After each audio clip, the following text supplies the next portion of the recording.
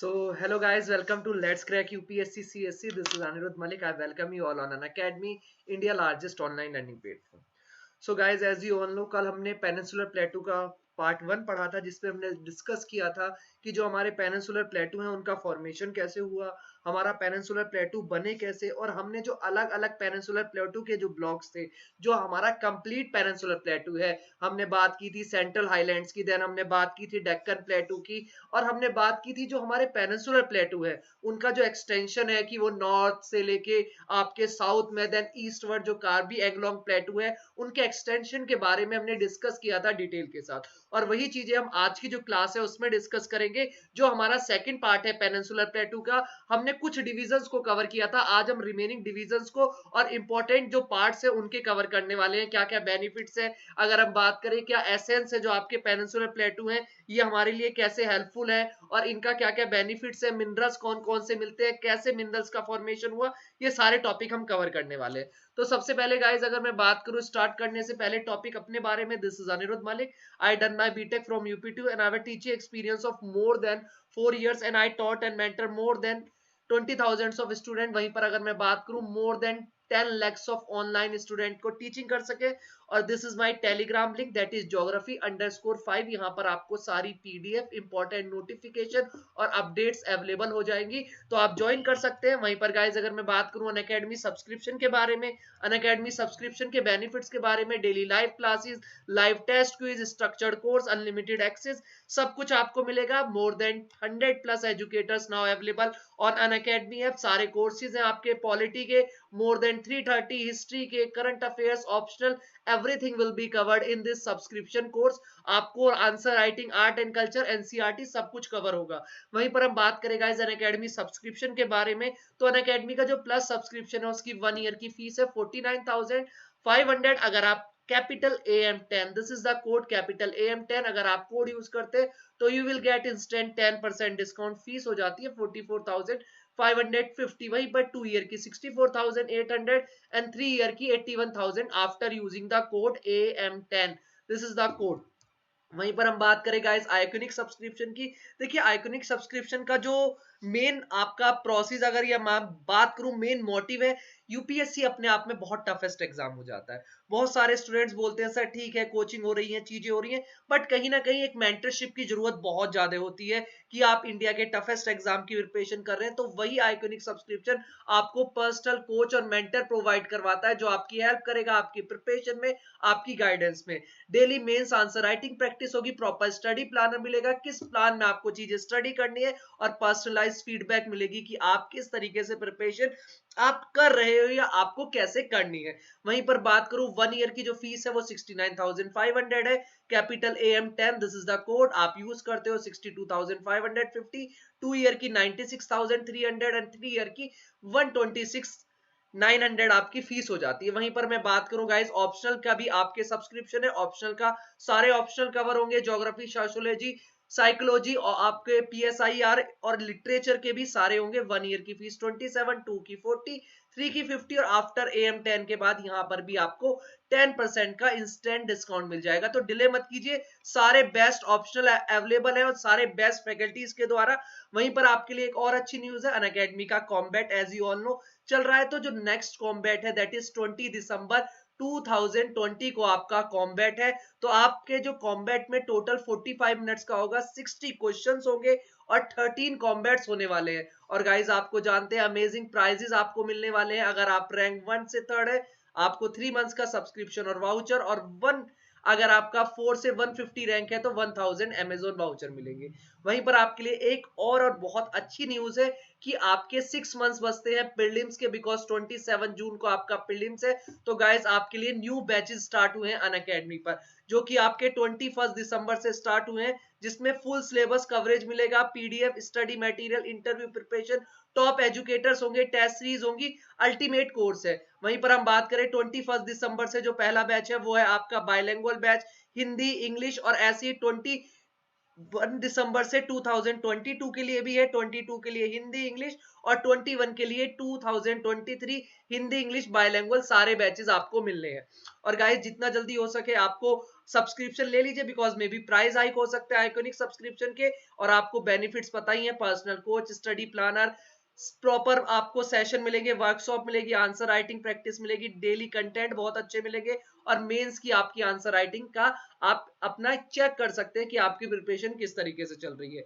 Guys वहीं पर आपको पता है आपकी जो अनअकैडमी की स्पेशल क्लासेस है ऐप पर, हम इंडियन पॉलिटी स्टार्ट कर चुके हैं और 5 लेक्चर्स हमारे हो चुके हैं। हमने आज फंडामेंटल राइट्स कवर किया था, जिसमें बहुत इंपॉर्टेंट तरीके से हमने राइट टू इक्वालिटी कवर किया था। कल हम पढ़ेंगे आपका राइट टू फ्रीडम आर्टिकल्स, और ये चीजें डिस्कस करेंगे। तो प्लीज जितना जल्दी हो सके अपने आप को एनरोल कर लीजिए इंडियन पॉलिटी की सीरीज में। Daily 11 AM in the morning आपकी होती है, और मे बी कल 12 AM होगी, क्योंकि बिकॉज आपका 11 AM पे आपका जो कॉम्बैट है कल वो आपका होगा 11 AM पे। तो आप एनरोल कर लीजिए कॉम्बैट के लिए AM10 कोड यूज करके। वहीं पर हम बात करते हैं गाइस, जो हमारा टॉपिक है दैट इज पेनिनसुलर प्लेटू, उसके बारे में। जो गाइस पेनिनसुलर प्लेटू है, मैं आपको एक बार जल्दी से ओवरव्यू बता देता हूं, देन हम चीजों को आगे फर्दर पढ़ेंगे। एक बार फटाफट रिवीजन करवा देते हैं कि इसका फॉर्मेशन कैसे हुआ। अगर जो न्यू स्टूडेंट न्यू है उनके लिए एक बार फटाफट चीजें बता देता हूं। देखिए गाइस बेसिकली क्या है, जो आपका प्लेटू है ना, वो आपका क्या होता है, वो माउंटेन होता है, वो प्लेन होता है, या आपका फ्लैट लैंड होता है। देखिए हम आपको सबसे पहले, मैं आपको एक स्टेबल ब्लॉक है, आपसे पूछे कि इंडिया की अगर फिजियोग्राफी है तो उसमें ओल्डेस्ट आपका लैंडमार्क कौन सा होगा, ओल्डेस्ट ब्लॉक कौन सा होगा, ओल्डेस्ट फिजियोग्राफी कौन सी होगी, तो आपको बताया ना पेनिनसुलर प्लेटू इंडिया की ओल्डेस्ट फिजियोग्राफी यूनिट है। दैट मीन सबसे ओल्डेस्ट है, सबसे पहले आपका क्या बना था, पेनिनसुलर प्लेटू बना था। सर समझ में आ गया, पेनिनसुलर प्लेटू बना था, बट इसकी फॉर्मेशन कैसे हुई, क्या हुआ, उसके बारे में हम एक बार बात फटाफट जल्दी से कवर करते हैं। देखिए क्या हुआ था, जो आपका पहले एक लैंडमास था, पहले एक लैंडमास था, आपको पता होगा पेंजिया, और पेंजिया 2 पार्ट में डिवाइड हो गया था। नंबर 1 इज अंगारा land and number 2 is Gondwana land, आपको पता होगा। तो जो गोंडवाना लैंड था, इसमें आपकी कौन कौन से कॉन्टिनेंट है जो प्रेजेंट टाइम में, south America, Africa, Indo Australia plate थी, और आपका अंटार्कटिक कॉन्टिनेंट अंटार्कटिका वो इसी में लाई करता था। अब क्या हुआ, जो हमारा पेनिनसुलर ब्लॉक था उसका फॉर्मेशन कैसे हुआ, ये बहुत इंपॉर्टेंट है। देखिए गाइस जो हमारा पेनिनसुलर ब्लॉक था ना, इसका फॉर्मेशन 3 यूनिट से बनने से हुआ। जो पेनिनसुलर ब्लॉक था, इसका फॉर्मेशन 3 यूनिट्स के टकराने से हुआ। कैसे हुआ अब मैं आपको बताता हूं। देखिए सबसे पहले अगर मैं बात करूं, यहां पर थी आपकी अरावली रेंज वाली यूनिट, ठीक है। उसके बाद अगर मैं बात करूं, यहां पर थी धारवाड़ जो प्लेटू वाला एरिया है, और ये वाला अगर मैं बात करूं, ये वाला एरिया था आपका सिंहभूम। जो सिंहभूम है वो प्रेजेंट टाइम का छोटा नागपुर प्लेटू है। तो क्या हुआ, यहां से आया आपका धारवाड़ रीजन, प्लेटू वाला रीजन, यहां से अरावली रेंज वाला आया, और यहां से सिंहभूम वाला आया, और ये तीनों चीजें आपस में क्या हो गई, कोलाइड कर गई, और कोलाइड करने से क्या बना, हमारा पेनिनसुलर ब्लॉक बना। समझने की कोशिश करना, यहां से आया धारवाड़ प्लेटू, यहां से अरावली, और यहां से सिंहभूम छोटा नागपुर प्लेटू, और तीनों के कोलाइड होने से हमारा पेनिनसुलर प्लेटू बना। ठीक है सर, पेनिनसुलर प्लेटू बना। अब हमें बताइए जो रिवर्स है नर्मदा गोदावरी, इनका फॉर्मेशन क्या हुआ। जब इन प्लेटू में आपस में कोलाइड हुए, तो यहां पर आपकी रिफ्टिंग होना स्टार्ट हो गई। ये जो एरिया है आपका महानदी, दामोदर और सोन रिवर का, यहां पर इनमें रिफ्टिंग हो गई, क्रैक आ गए प्लेट्स के बीच में, और वो रिफ्टिंग होने के कारण यहां पर क्रिएट हो गई रिफ्ट वैली, और उसी रिफ्ट वैली और रिफ्टिंग में से फ्लो होती है आपकी महानदी रिवर, दामोदर रिवर, सोन रिवर, और आपको पता है जो नर्मदा है, नर्मदा और ताप्ती आपका, ये कहां पर है, तापी नर्मदा, ये आपके रिफ्ट वैली से फ्लो होती है। कहां से, रिफ्ट वैली से फ्लो होती है। ठीक है सर। अब आपने बोला यहां पर है छोटा नागपुर प्लेटू, यहां पर है छोटा नागपुर प्लेटू सिंहभूम वाली बेल्ट पे, क्लियर है। ठीक है सर, छोटा नागपुर प्लेटू है। अब क्या हुआ सर, यहां पर हमारे मिनरल्स और कोल्स बहुत ज्यादा मिलते हैं। देखिए क्या हुआ, जब हमारा यहां पर ये प्लेट थी, तो इनके बीच में रिफ्टिंग होने से यहां पर जो फॉरेस्ट वाला एरिया था, यहां पर रिफ्टिंग होने से इस वाले एरिया में जो फॉरेस्ट वाला एरिया था, वो सारा फॉरेस्ट क्या हो गया, सबमर्ज्ड हो गया अंडर दिस रिफ्टिंग, और उस रिफ्टिंग में सबमर्ज्ड होने से आपके जितने भी फॉरेस्ट थे वो क्या हो गए, आपकी अर्थ सरफेस के अंदर चले गए।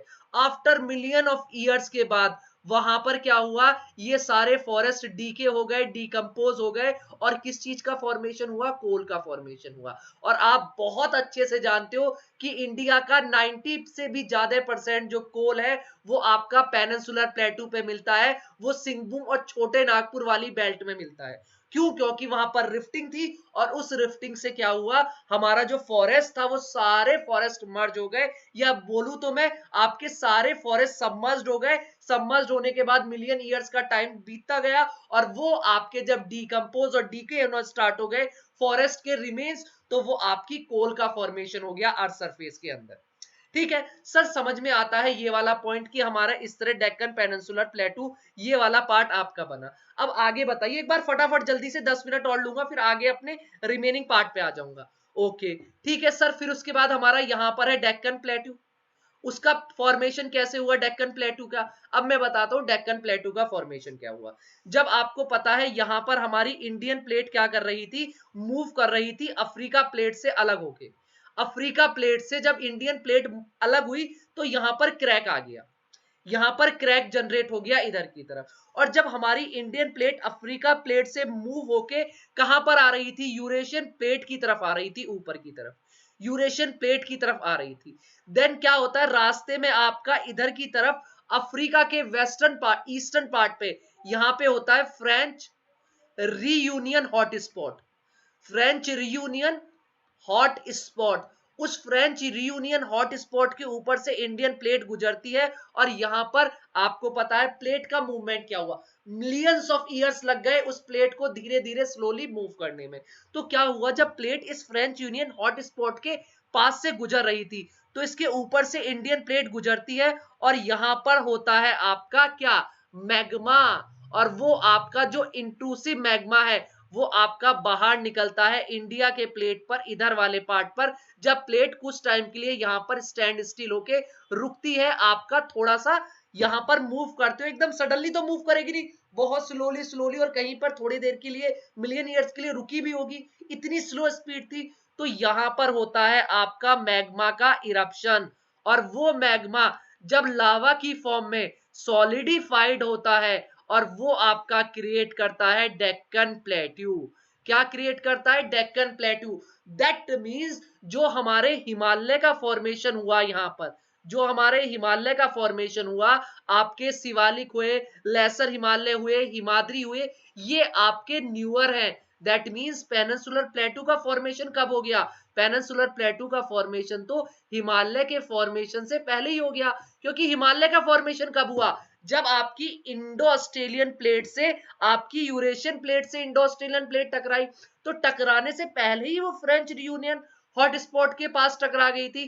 तो अपने आप क्या हुआ, वहां पर आपका हॉट स्पॉट बना, और वहां पर डेक्कन प्लेटू का क्रिएशन हुआ, डेक्कन प्लेटू का क्रिएशन हुआ। अब क्वेश्चन बनता है एक और बहुत इंपॉर्टेंट क्वेश्चन, कि सर हमें ये बताइए जो हमारा पेनिनसुलर प्लेटू है वो मिनरल रिच क्यों है, वो मिनरल रिच क्यों है। हमने बहुत बार सुना है कि पेनिनसुलर प्लेटू के अंदर metallic and non metallic minerals बहुत ज्यादा हैं, वो ऐसा क्यों होता है, metallic and non metallic minerals बहुत ज्यादा है, ऐसा क्यों हो रहा है। सिंपल सा कंसेप्ट बताता हूं, अब समझना, कोई कंफ्यूजन होने की जरूरत नहीं है। देखिए गाइस क्या हुआ, आपको पता है कि जो हमारा अर्थ का सरफेस है, ठीक है, यहां पर आपके अर्थ के नीचे क्या है, हॉट मैग्मा है, चैम्बर ऑफ मैग्मा है। आपको सबको पता है, मैंने आपको बता चुका हूं, हमारी अर्थ में 3 लेयर होती है, number 1 crust, number 2 mental, and number 3 होती है कोर। और आपको पता है मेंटल क्या है, सेमी लिक्विड है। दैट मींस किससे बनी हुई है, मैग्मा से बनी हुई है, जो कि हॉट मोल्टन मैग्मा है। अब वो मैग्मा क्या हुआ, हमारा बाहर निकलना, यहां पर रिएक्शंस चल रही हैं, यहाँ पर उन मेटल नॉन मेटल्स हैं, आपके कुछ केमिकल सब्सटेंस हैं, उनके बीच में रिएक्शंस चल रही हैं, और वो मैग्मा धीरे धीरे सरफेस पे बाहर आना स्टार्ट करता है। वो मैग्मा धीरे धीरे सरफेस पे बाहर आना स्टार्ट करता है, उसका इरप्शन होना स्टार्ट होता है। तो जैसे ही ये हमारी अर्थ का सरफेस है, मैग्मा पूरा कंप्लीटली बाहर नहीं आ पाता, और वो यहाँ पे आने के बाद सॉलिडिफाइड हो जाता है। क्या हो जाता है, सॉलिडिफाइड, जिसे हम बोलते हैं इंट्रूसिव, इंट्रूसिव मैग्मा बोलते हैं। क्या बोलते हैं इसको, इंट्रूसिव मैग्मा बोलते हैं। क्यों, क्योंकि ये अर्थ के सरफेस के अंदर ही सॉलिडिफाइड हो गया। अगर ये अर्थ के सरफेस के बाहर सॉलिडिफाइड होता तो हम इसको बोलते हैं एक्सट्रूसिव मैग्मा। तो ये क्या हो गया, इंट्रूसिव मैग्मा हो गया। उसके बाद इसका जो ऊपर की लेयर है अर्थ की, इसका धीरे धीरे इरोजन होना स्टार्ट हुआ, और जैसे जैसे इरोजन स्टार्ट हुआ वो आपका जो मेटल और नॉन मेटल, आपको बहुत अच्छे से मैंने पढ़ाया था। अगर आपने मेरी एनसीईआरटी की सीरीज पढ़ी हो या पहले भी जियोमॉर्फोलॉजी की सीरीज पढ़ी हो, इसी का जो पार्ट है, देखिए हम कंप्लीट ज्योग्राफी पढ़ रहे हैं फॉर 2021 के लिए, ठीक है, 22 के प्रीलिम्स और मेंस के लिए। और मैंने इसमें जियोमॉर्फोलॉजी की सीरीज पढ़ा दी, उसमें मैंने पढ़ाया था इंटीरियर ऑफ द अर्थ।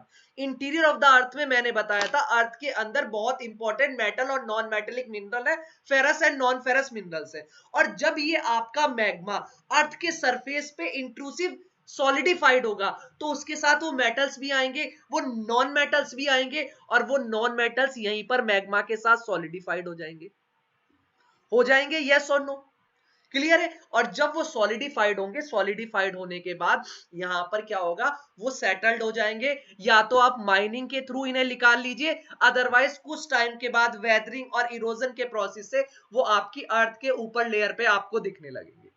तो इस तरह हमारा फॉर्मेशन होता है। पेनिनसुलर प्लेटू का फॉर्मेशन बता चुका हूं मैं, और साथ के साथ मैंने बता दिया है कि जो पेनिनसुलर ब्लॉक का आपका डेक्कन प्लेटू है उसका फॉर्मेशन कैसे हुआ। अब आप बोलोगे सर हमें आज तक ये कंफ्यूजन क्लियर नहीं हुआ कि डेक्कन प्लेटू और पेनिनसुलर प्लेटू में क्या डिफरेंस है। डेक्कन प्लेटू और पेनिनसुलर प्लेटू में क्या डिफरेंस है, मैं इस डिफरेंस को आपको क्लियर करता हूं। आ जाइए फटाफट फटाफट जल्दी से आइए। अगर मैं आपको बात करूं, यहां पे आइए, एक minute, just give me 1 minute, यहां पे आइए। अगर आपसे कोई पूछे मालवा प्लेटू, बुंदेलखंड, बघेलखंड, हजारीबाग, ये जो वाला पार्ट है, इस वाले पार्ट को कहते हैं सेंट्रल हाईलैंड, इस वाले पार्ट को कहते हैं सेंट्रल हाईलैंड। और वहीं पर जो ये नीचे वाला महाराष्ट्र प्लेटू, आंध्र प्लेटू, और यहां पर ये जो पार्ट है विंध्यास सतपुरास का, ये वाला पार्ट है आपका डेक्कन प्लेटू का। और जब सेंट्रल हाईलैंड, समझने की कोशिश करना, जब सेंट्रल हाईलैंड प्लस डेक्कन प्लेटू दोनों मिलते हैं तब आपका बनता है पेनिनसुलर प्लेटू। तब क्या बनता है, पेनिनसुलर प्लेटू। समझ में आ गया प्लेटू का फॉर्मेशन कैसे हुआ, क्या क्या चीजें कैसे बनी। किसी को भी एक डाउट हो मुझे बताइए, एनी डाउट किसी को किसी भी पॉइंट पर, बिल्कुल क्लियर है। अब हम बात करते हैं आगे की। ये तो हमने बात कर ली इसकी, अब हम एक एक करके थोड़ा सा जल्दी जल्दी आ जाते हैं। ये चीज हम डिस्कस कर चुके थे कल के पार्ट 1 में। तो हम सबसे पहले हम बात करते हैं प्लेटूज के बारे में। आपको पता होगा प्लेटूज को, मेरी कल की क्लास देख लेना, जिस स्टूडेंट को भी थोड़ा बहुत चीजें मिस हुई हो कि कैसे कैसे क्या क्या चीजें हैं, वो कल की क्लास में मैंने कवर करवा दी थी। एक एक बार करके फटाफट मैं जल्दी से चलता हूं। सबसे पहले हम बात करते हैं मेवाड़ प्लेटू के बारे में। किसके बारे में, मेवाड़ प्लेटू के बारे में। और आपको पता है अगर आपसे क्वेश्चन पूछे कि मेवाड़ प्लेटू कहां पर है तो आप क्या बताओगे, तो आपको बताना है कि सर जो मेवाड़ प्लेटू है ना वो किस तरह है। मैं आपको बता देता हूं, जल्दी फटाफट आइए, आपको मैं मेवाड़ प्लेटू बता देता हूं।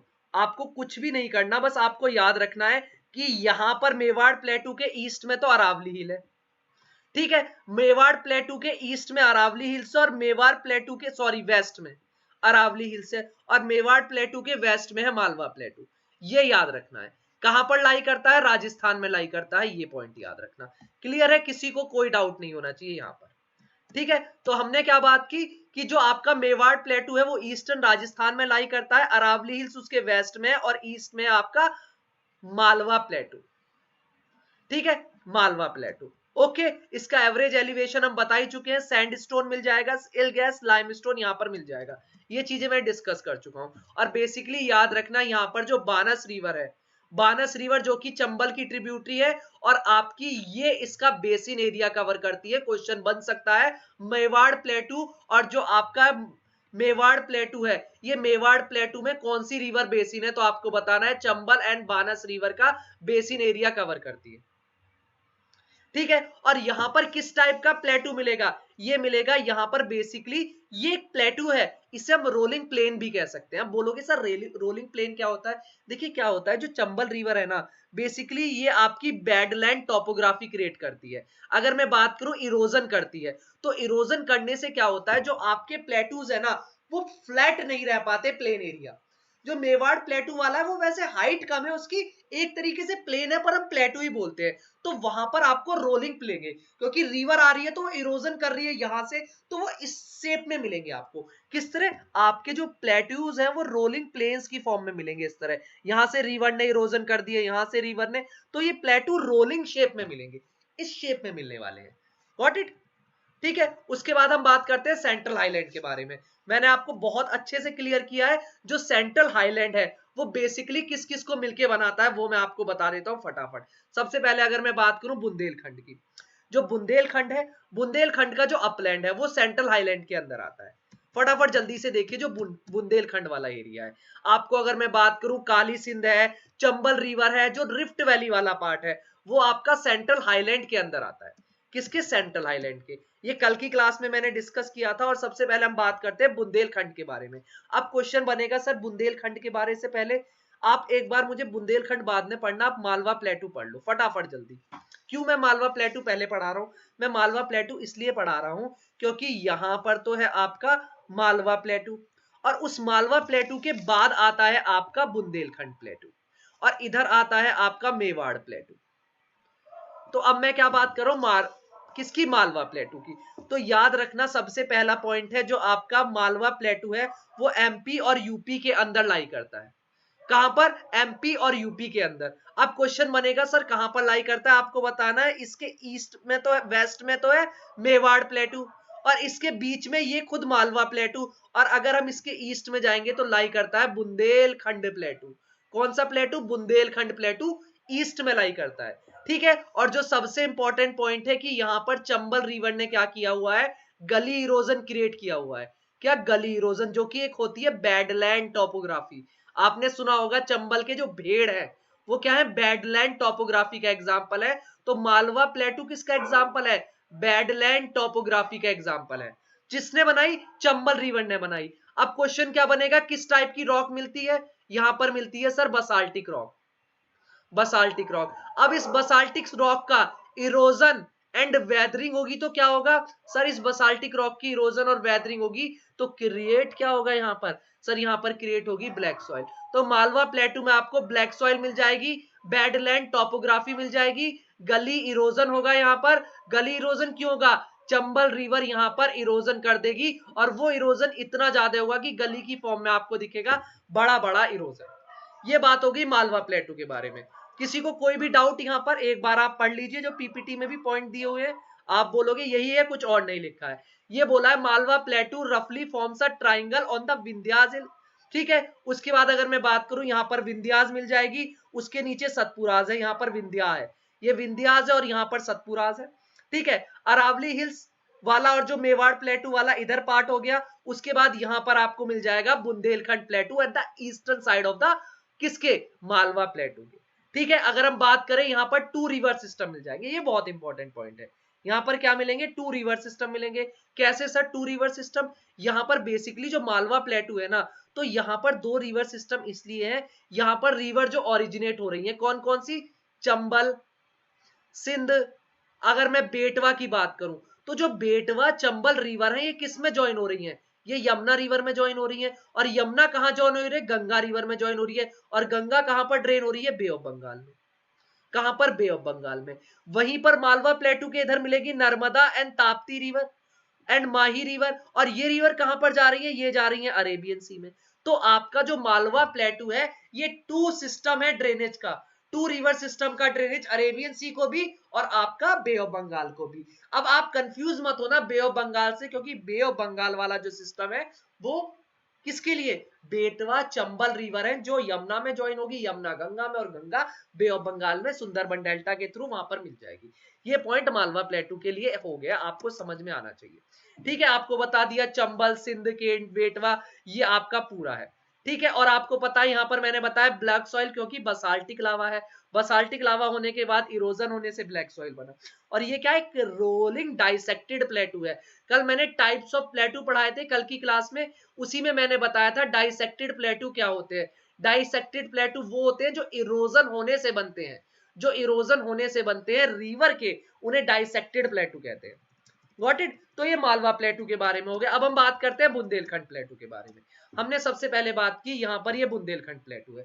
तो मैंने आपको बताया यहां पर तो मेवाड़ प्लेटू हो गया, बहुत अच्छे से आपको पता होगा। उसके बीच में यहां पर हो गया आपका मालवा प्लेटू, मैंने बताया था कहां पर है, यूपी और एमपी में है, तो इसे यूपी और एमपी में ही कर लीजिए कंप्लीटली।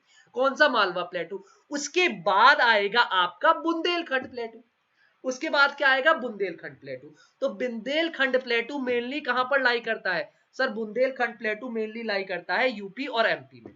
कहां पर सर, 5 डिस्ट्रिक्ट तो यूपी में लाई करता है। कितने, यूपी के 5 डिस्ट्रिक्ट में, 5 डिस्ट्रिक्ट ऑफ यूपी और 4 डिस्ट्रिक्ट ऑफ एमपी में लाई करता है बुंदेलखंड प्लेटू, ये मैंने बताया था। अगर मैं बात करूं, बुंदेलखंड प्लेटू बीच में है, इसके नॉर्थ में देखोगे तो यमुना रिवर है, इसके इधर देखोगे तो मालवा प्लेटू है, इसके इधर देखोगे तो इधर मिलेगा बागेलखंड प्लेटू। कौन सा, यहां की तरफ मिलेगा बागेलखंड प्लेटू, इधर की तरफ कौन सा मिलेगा, बागेलखंड। और यहां पर जो सबसे इंपॉर्टेंट है, रॉक मिलेगी ग्रेनाइट रॉक। कौन सी, granite rock and gneiss rock. Gneiss and schist के बारे में पढ़ा है, तो यहां पर मिलेगी ग्रेनाइट, और जो सॉइल मिलेगी वो मिलेगी रेड सॉइल।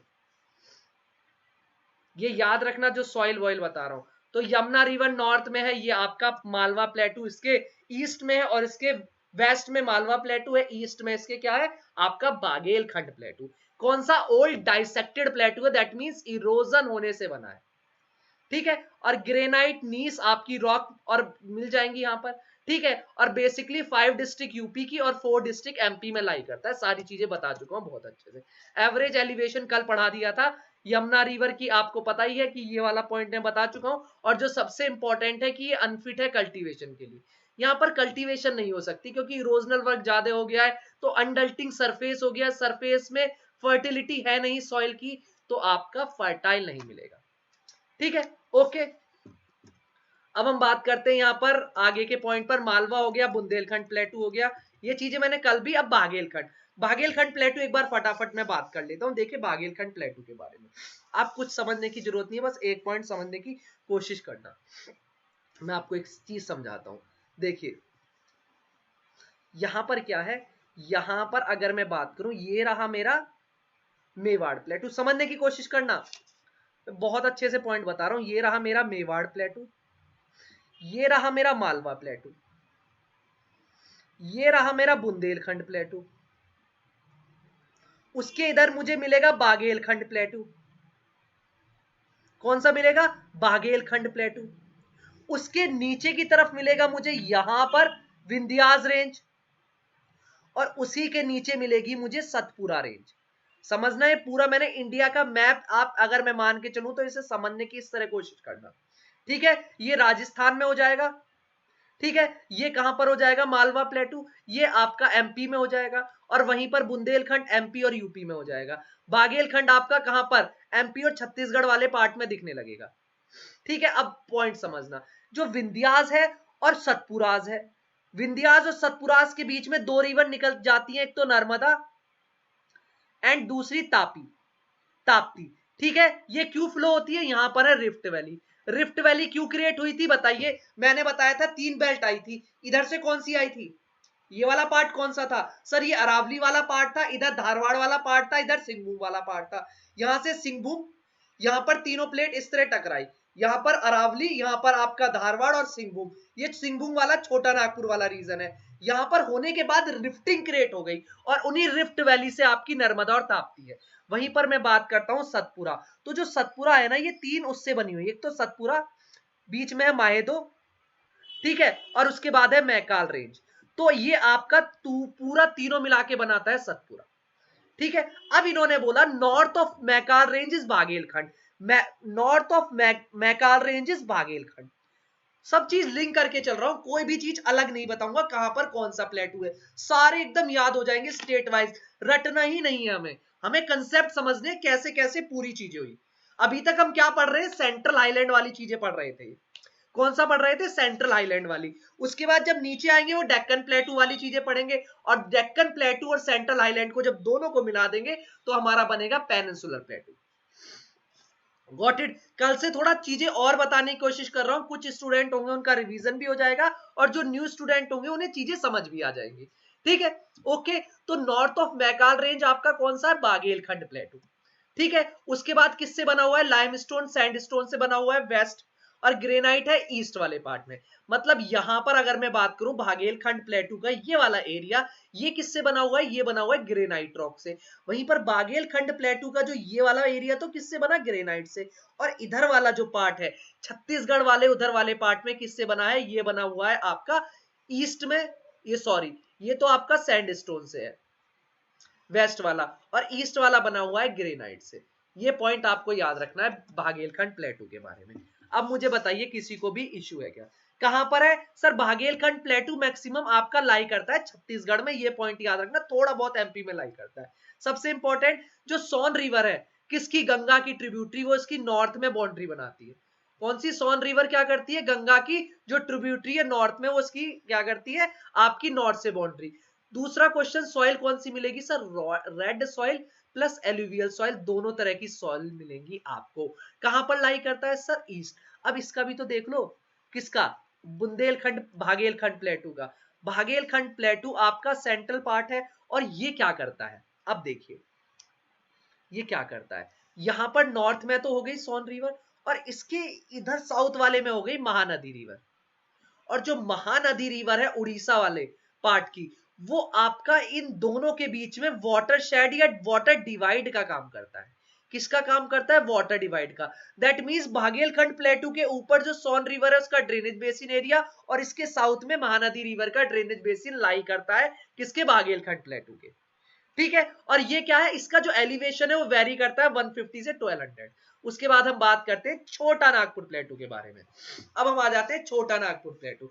बहुत इंपॉर्टेंट है, पढ़ लीजिए, चीजें इंपॉर्टेंट है। छोटा Nagpur प्लेटू one of the most important प्लेटू है। अब मेरी चीज समझिए छोटा नागपुर प्लेटू की, मैं समझाना चाह रहा हूं छोटा नागपुर प्लेटू। सबसे पहले स्टेट आता है कौन से स्टेट में? सबसे पहले आपको बताना है सर झारखंड में है। स्टेट बता रहा हूं मैं छोटा नागपुर प्लेटू। सर छत्तीसगढ़ में है। सर ये लाई करता है वेस्ट बंगाल में, ये लाई करता है उड़ीसा में। These are the main state जिनमें आपका छोटा नागपुर प्लेटू लाई करता है। ओके। अब क्वेश्चन बनता है कि छोटा नागपुर प्लेटू है क्या चीज? देखिए जब मैंने आपको बताया था छोटा नागपुर प्लेटू सिंहभूम वाला जो पार्ट था उसका है, और ये कहीं ना कहीं आपका जो नीचे का लेयर है, जो नीचे की लेयर है अर्थ के नीचे क्या था? ये छोटा नागपुर प्लेटू वाला एरिया है। यहां पर नीचे से जो मैग्मा है उसमें मेटल्स भी होंगे, नॉन मेटल्स भी, और वो आपका सॉलिडिफाइड हो गया in the form of intrusive rock. In the form of intrusive rock. और इंट्रूसिव रॉक की फॉर्म में जब सॉलिडिफाइड हो गया आफ्टर सम टाइम इरोजन के थ्रू या वेदरिंग के थ्रू, आपका क्या हो गया? वो ऊपर की तरफ आ गए, या हमने क्या कर लिया? माइनिंग के प्रोसेस के थ्रू जो मैग्मा था, इसमें सर फेरस और नॉन फेरस, मेटल और नॉन मेटल भी तो होंगे, वो हमने क्या कर लिए? एक्सट्रैक्ट कर लिए, या माइनिंग के थ्रू। यही रीजन है छोटा नागपुर प्लेटू इज वेरी रिच। किसमें सर? आपका रिच है मिनरल्स में। और यही रीजन है कि छोटा नागपुर प्लेटू को हम रूर वैली ऑफ इंडिया बोलते हैं। रूर वैली ऑफ इंडिया बोलते हैं क्यों? क्योंकि यहां पर आपको कोल एंड इंपॉर्टेंट मिनरल्स मिलते हैं। कोल एंड इंपॉर्टेंट मिनरल्स मिलते हैं किसको? छोटा नागपुर प्लेटू वाले रीजन में। ठीक है गाइस। ओके। और गाइस जिसे भी टेलीग्राम चैनल चाहिए वो देखिए नीचे यहाँ पर पीडीएफ मिल जाएगी, unacademy_ अनिरुद्ध मलिक। यहां से आप टेलीग्राम ज्वाइन कर सकते हैं पीडीएफ नोटिफिकेशन अपडेट्स के लिए। ओके। तो हमने बात की छोटा नागपुर प्लेटू क्या है। स्टेट्स के बारे में हमने बात कर ली चार। झारखंड हो गया पहला, दूसरा हो गया छत्तीसगढ़, तीसरा हो गया उड़ीसा, चौथा हो गया West Bengal. These are the 4 state. अब हम बात करते हैं रॉक के बारे में। मैं सारी चीजें आपको पीपीटी में भी होंगी, पर आप ज्यादा बेटर कैसे समझोगे? जैसे मैं समझा रहा हूं। आपका कौन सी रॉक मिलेगी सर? ग्रेनाइट रॉक मिलेगी।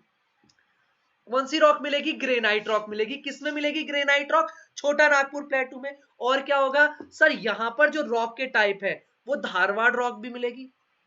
और कौन सी मिलेगी सर? यहां पर कुडप्पा रॉक भी मिल जाएगी आपको। कौन सी? कुडप्पा। धारवाड़ भी मिल जाएगी, कुडप्पा भी मिल जाएगी, और साथ के साथ यहां पर मिल जाएगी गोंडवाना रॉक टाइप भी। ये तीनों मिल जाएंगी इस एज की। देखिए बेसिकली अगर मैं बात करूं ना, कुडप्पा, धारवाड़, ये क्या है? ये डिस्ट्रिक्ट है। ये डिस्ट्रिक्ट है, धारवाड़ डिस्ट्रिक्ट है, कुडप्पा आंध्र प्रदेश और कर्नाटका में। गोंडवाना क्या है? ये रॉक एज टाइप है। किस एज की रॉक है? कौन कितना पुराना है? तो जो गोंडवाना, कुडप्पा, धारवाड़, इस एज की रॉक मिल जाएंगी कहां पर? छोटा नागपुर प्लेटू में। ठीक है, छोटा नागपुर प्लेटू में। और यही रीजन है, क्या है, मिनरल रिच है। और सर मिनरल रिच जो चीज होगी, अगर मेरे पास इस एरिया में मिनरल है तो मैं दूसरी जगह पे इंडस्ट्री क्यों लगाऊंगा? यही रीजन है छोटा नागपुर प्लेटू वाला एरिया जहां पर आपकी इंडस्ट्री बहुत रिच है। एग्जाम्पल मैं बात करूं धनबाद, धनबाद का इस वाले एरिया में सबसे ज्यादा पॉपुलेशन डेंसिटी है। मुझे कमेंट बॉक्स में बताइए धनबाद कौन से स्टेट में है। आपने मूवी तो देखी होगी धनबाद को लेके, अब ये भी बता दीजिए स्टेट में कौन से में लाई करता है धनबाद। पॉपुलेशन डेंसिटी बहुत ज्यादा है क्योंकि यहाँ पर इंडस्ट्रियल रिच एरिया है, मिनरल रिच एरिया है धनबाद, और इंडस्ट्रीज बहुत ज्यादा, इंडस्ट्रीज है तो वर्कर ज्यादा होंगे, वर्कर ज्यादा होंगे तो पॉपुलेशन डेंसिटी भी हाई होगी। What it. तो हम बात किसकी, छोटा नागपुर प्लेटू। अब हम बात कर रहे हैं मोस्टली झारखंड में लाई करता है, छत्तीसगढ़ में लाई करता है, वेस्ट बंगाल में, और थोड़ा बहुत उड़ीसा में भी लाई करता है। ओके, जो सोन रिवर है वो इसके नॉर्थ वेस्ट में फ्लो होती है और वो गंगा को ज्वाइन करती है, जो छोटा नागपुर प्लेटू की है। और इसकी एवरेज 700 है, और जो प्लेटू है वो बेसिकली गोंडवाना रॉक से है।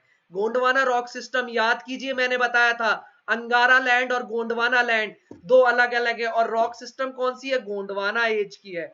और गोंडवाना एज की है तो यहाँ पर जो कोल होगा ना वो इतनी गुड क्वालिटी का नहीं मिलेगा, जो कोल होगा वो इतनी गुड क्वालिटी का नहीं मिलेगा। दैट मीन जो एंथ्रासाइट कोल है ना, वो एंथ्रासाइट कोल यहाँ पर नहीं मिलेगा। यहाँ पर क्या मिलेगा, बिटम्यूनियस, लिग्नाइट, ये आपको कोल मिलेंगे इस वाले एरिया में। ठीक है, जो प्लेटू है यहाँ पर बहुत सारी रिवर्स है जो इस एरिया को आपका यहाँ पर क्रिएट करती है। किसको, आपका छोटा नागपुर प्लेटू को। ठीक है, तो छोटा नागपुर प्लेटू की यहां पर मिल जाएगी मैकाल रेंज। ठीक है, मैकाल रेंज मैंने कैसे आपको बताया था, यहां पर तो सतपुरा है, यहां पर माहेदो है, फिर मैकाल रेंज है, और इसके इधर मिलेगी आपको कैमूर रेंज। देखिए दिख रहा होगा आपको। ठीक है, ये रही छोटा नागपुर, और आपको इंपॉर्टेंट पीक दिखेगी पारसनाथ पीक। पारसनाथ पीक छोटा नागपुर प्लेटू वाले एरिया में। यहाँ पर आपको दामोदर, सुबर्ण रेखा, नॉर्थ कोल, साउथ कोल, ये पूरा आपको रिवर सिस्टम मिल जाएगा, एक्सटेंसिव ड्रेनेज सिस्टम है। और दामोदर रिवर तो लाइफ लाइन है छोटा नागपुर प्लेटू की। क्यों, क्योंकि सर यहाँ पर जितना भी वाटर सप्लाई होता है वो दामोदर रिवर और उसकी ट्रिब्यूटरी इंडस्ट्रीज को वाटर सप्लाई करती है। यही रीजन है, one of the most polluted river है, one of the most polluted river है आपकी दामोदर रिवर। क्यों, कितना भी जितना भी इंडस्ट्री का वेस्ट है रिवर में जा रहा है तो पॉल्यूशन बहुत ज्यादा है इस रिवर में। ठीक है, और याद रख के बताना कि आपका जो छोटा नागपुर प्लेटू है यहाँ पर रेडियल ड्रेनेज पैटर्न है। किस टाइप का, रेडियल ड्रेनेज पैटर्न। अब पीछे आ जाइए, मैंने ड्रेनेज पैटर्न पढ़ाए थे आपको, trills pattern, radial pattern, rectangular pattern. ठीक है, ये पैटर्न पढ़ाए थे। अब मुझे बताइए इसमें से जो रेडियल ड्रेनेज पैटर्न है वो कौन सी रिवर सिस्टम फॉलो करती है और किस टाइप का ड्रेनेज पैटर्न होता है। राइट एंगल से मिलती है, ट्री की ब्रांच की शेप में ज्वाइन होती है, या एक किसी भी प्लेटू के ऊपर या पीक से ऊपर से निकलती है एक साइड में, किस टाइप का होता है रेडियल ड्रेनेज पैटर्न। मैंने सब कुछ एक्सप्लेन कर दिया, यहां पर मैंने पूरा ही बता दिया, बस आपको बताने किस टाइप का है। ठीक है, ये आपको पता होना चाहिए। Damodar river flows through the middle of this region, that mean Chota Nagpur प्लेटू के मिडिल में दामोदर रिवर आपकी फ्लो करती है, और आपकी rift valley west to east Gondwana coalfield वाला एरिया है, उसके लिए आपका वाटर सप्लाई प्रोवाइड करती है इंडस्ट्रीज को, जो कि गोंडवाना कोलफील्ड वाला एरिया है। ठीक है, समझ में आ गया आपको, किसी भी तरीके के यहां पर कोई भी डाउट हो तो मुझे बताइए। ठीक है, ओके। ठीक है, अब मैं आपको एक चीज बताता हूं, जो छोटा नागपुर प्लेटू है ना वो क्या है। आपको मैं दो तीन चीजें बताता हूं, समझने की कोशिश करना। मैं आपको बताऊंगा हजारीबाग और रांची प्लेटू, ये दो चीजें बताऊंगा मैं आपको। यहां पर समझना, इन्हें बोलते हैं आप पैटलैंड, इन्हें बोलेंगे पैटलैंड। पैटलैंड क्यों, जो आपका छोटा नागपुर वाला प्लेटू वाला एरिया है ना, उसके सराउंडिंग में जो हायर एरिया है, जो हायर एरिया है उसको हम बोलते हैं पैटलैंड। एग्जांपल है हजारीबाग और रांची प्लेटू, एग्जांपल है हजारीबाग और रांची प्लेटू। ठीक है, आ जाइए पीछे दिखा देता हूं आपको, जस्ट गिव मी 1 मिनट, अभी एक एक चीज मैं आपको शो कर दूंगा। यहां पर देखिए, ये रहा हजारीबाग प्लेटू, ये छोटा नागपुर प्लेटू है, और ये रांची प्लेटू, तो दोनों क्या है, पैटलैंड है, दैट मींस हायर एरिया है। अगर मैं बात करूं जो आपका छोटा नागपुर प्लेटू है इसकी हाइट ये, तो इन प्लेटू की हाइट थोड़ा ज्यादा होगी, तो क्या है, हायर एरिया है नियर द छोटा नागपुर प्लेटू, और इन दोनों एरिया को बोलते हैं पैट लाइन। मैं आपको रोलिंग प्लेटू भी समझा चुका हूं, रोलिंग प्लेन इस तरह फॉर्म में। मैं आपको यह भी बता चुका हूं जो आपके बेडलैंड टोपोग्राफी है, बेडलैंड टोपोग्राफी कैसे, जो आपकी चंबल रिवर क्रिएट करती है, क्या करती है, गली इरोजन क्रिएट करती है। ठीक है, ये आपको पता होना चाहिए। अब हम आते हैं आगे के पॉइंट पर। हम चल रहे हैं कहां पर, हम पढ़ रहे हैं छोटा नागपुर में कौन से, हजारीबाग प्लेटू। तो नॉर्थ ऑफ दामोदर रिवर, जो दामोदर रिवर है अभी हम पढ़ के आए ना, पीछे हमने देखा यहां पर छोटा नागपुर प्लेटू है। इसके इधर मिलेगा आपको कौन सा, हजारीबाग प्लेटू। ओके, हजारी, और इसके इधर मिलेगा आपको रांची प्लेटू। रांची प्लेटू कहां लाई करता है, झारखंड में लाई करता है। और जो हजारीबाग प्लेटू है वो बताइए कौन से स्टेट में लाई करता है, बताइए बताइए। बिहार में लाई करता है, छत्तीसगढ़ में लाई करता है, झारखंड में ही लाई करता है, किस में लाई करता है, बताइए फटाफट जल्दी। ठीक है, तो नॉर्थ ऑफ दामोदर रिवर क्या है, हजारीबाग प्लेटू है, विद एवरेज एलिवेशन 600 है। ठीक है, ओके। और ये किस टाइप का प्लेन है, पेनी प्लेन है। किस टाइप का, पेनी प्लेन। पेनी प्लेन क्यों है, क्योंकि ये भी एक तरीके से रोलिंग टाइप में बना हुआ है। यहां पर क्या है, आपका इरोजन बहुत ज्यादा हुआ है रिवर से। फिर उसके बाद हम बात करते हैं रांची प्लेटू की। रांची प्लेटू ये रहा आपका कौन सा, छोटा नागपुर प्लेटू, इसके साउथ में है।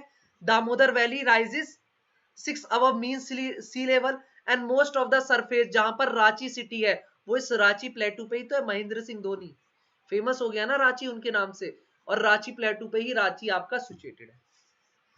ठीक है, ओके, क्लियर है ये पॉइंट आपका। उसके बाद हम बात करते हैं राजमहल हिल्स की।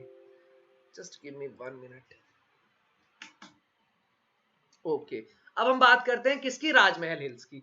तो जो राजमहल हिल्स है वो नॉर्थ ईस्टर्न एज है छोटा नागपुर प्लेटू की।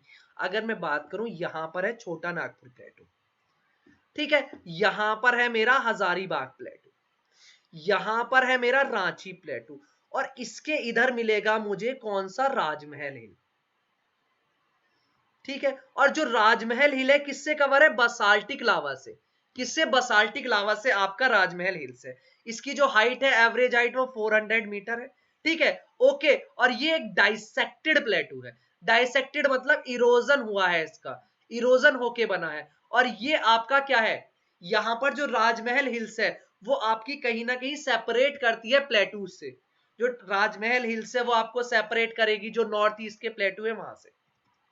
ठीक है, अब हम बात करते हैं आगे के पॉइंट पर।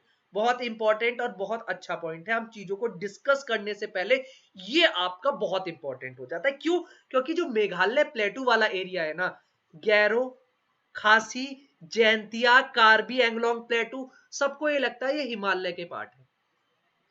ये जो आपके कुमाऊं वो आपके नॉर्थ ईस्ट हिमालय है, ये उनका पार्ट है। बट याद रखना हमेशा ये एक्सटेंशन है आपके पेनिनसुलर ब्लॉक के। जो पेनिनसुलर ब्लॉक है इसका एक्सटेंशन है कार्बी एंगलोंग प्लेटू, गैरो, खासी, जयंतिया एक्सटेंशन है इनके। ठीक है, तो सबसे इंपॉर्टेंट पॉइंट हम क्या रखेंगे, आइए फटाफट जल्दी से। हम क्या बोल रहे हैं, peninsular प्लेटू extend further east beyond the Rajmahal hills. यहां पर ये राजमहल हिल्स है ना, ये वाला पार्ट, जो इस राजमहल हिल्स के इधर की तरफ आपको दिखेगा मेघालय प्लेटू। और मेघालय प्लेटू जिसे हम कहते हैं शिलोंग, क्योंकि मेघालय आपका कहां पर, शिलोंग कहां पर है, मेघालय में लाई करता है, और इसे शिलोंग प्लेटू भी कहते हैं, जो कि मेघालय स्टेट में लाई करता है। अब मैं बात करता हूं आपको एक बहुत इंपॉर्टेंट पॉइंट। जो ये मेघालय प्लेटू है ना, ये मेघालय प्लेटू में 3 आपकी हिल लाई करती है, गैरो, खासी, जैंतिया। और याद रखना सबसे पहले आएगी गैरो, फिर आएगी खासी, और फिर आएगी जैंतिया। ये क्या है, जो पेनिनसुलर प्लेटू है ना उसका ईस्टवर्ड एक्सटेंशन है। आप लोग, बहुत सारे लोग कंफ्यूजन होते हैं कि सर जो मेघालय के माउंटेन या हिल्स है, कार्बी एंगलोंग प्लेटू, ये हिमालय का पार्ट है, ये नॉर्थ ईस्ट वाला पार्ट है, जब आपका यहां से साउथवर्ड टर्न होके आता है। नहीं, ये उसका पार्ट नहीं है, ये आपका एक्सटेंशन है, किसका, पेनिनसुलर ब्लॉक का। ठीक है, तो सबसे पहले हम बात करते हैं गैरो के बारे में। जो गैरो है ये सबसे कहां पर है, वेस्ट में है मेघालय प्लेटू के, मिडिल में आता है खासी। और याद रखना जब आपकी रेनफॉल होती है ना, और उस रेनफॉल में जो बे ऑफ बंगाल वाली ब्रांच है वो डायरेक्ट खासी प्लेटू पे आके हिट करती है, और यही रीजन है यहाँ पर सबसे ज्यादा हैवीएस्ट रेनफॉल होती है, सबसे ज्यादा हाई रेनफॉल होती है। और वर्ल्ड के दो सबसे हाईएस्ट रेनफॉल एरिया वाले पार्ट है आपका, एक तो चेरापूंजी और एक मोनसिन राम। ये दोनों कहां पर लाई करते हैं? दोनों आपके लाई करते हैं इसी प्लेटू पे। किस पर? खासी पे। और उसके बाद आता है जैंतिया और गैरो, खासी, जैंतिया, यहाँ पर तीनों ट्राइब के नेम है, और ये ट्राइब के नाम पर इन प्लेटू के नाम रखे गए हैं। इन प्लेटू के नाम पर इन ट्राइब के नाम रखे गए हैं, गैरो, खासी और जैंतिया। क्लियर है? और उसके बाद जैसे इसका और एक्सटेंशन हो गया ये कार्बी एंगलोंग प्लेटू, जो कि पेनिनसुलर ब्लॉक का ही पार्ट है। और आपको बताया था मैंने ईस्ट में एक रेंगमा हिल्स है, रेगमा हिल्स, और इधर की तरफ आपका अरावली वाला पार्ट है। उसके बाद यहां पर कन्याकुमारी तक किसका पार्ट है? ये पूरा पेनिनसुलर ब्लॉक का ही पार्ट है। ठीक है, ओके। और बीच में है यहाँ पर गैरो राजमहल गैप। गैरो राजमहल गैप है जो कि पेनिनसुला जब रिफ्टिंग हुई थी ना तो एक फॉल्टिंग बन गई थी, और वही फॉल्टिंग क्या कर रहा है? इसे सेपरेट कर रहा है। ठीक है, बाद में जो यहाँ पर फॉल्टिंग बनी थी राजमहल हिल्स के, उस फॉल्टिंग में क्या हुआ था? जो गंगा रिवर है और ब्रह्मपुत्रा रिवर है उसके जो सेडिमेंट्स है उन्होंने वो फॉल्ट को फिल कर दिया था। उस फॉल्ट को क्या कर दिया था? फिल कर दिया था, जो कि आपका गैरो राजमहल गैप बन गया था। ठीक है, अगर वहीं पर मैं बात करूं इसकी वेस्टर्न जो बाउंड्री है वो किससे कॉन्साइड करती है? वो बांग्लादेश बॉर्डर से करती है। गैरो हिल्स है उसकी 900 है, खासी की और जयंतिया की आपकी 1500 है, और उसके बाद आपकी मिकिर हिल्स दिख जाएगी। वहीं पर जो शिलोंग प्लेटू का हाईएस्ट पॉइंट शिलोंग है, जो कि मेघालय प्लेटू है।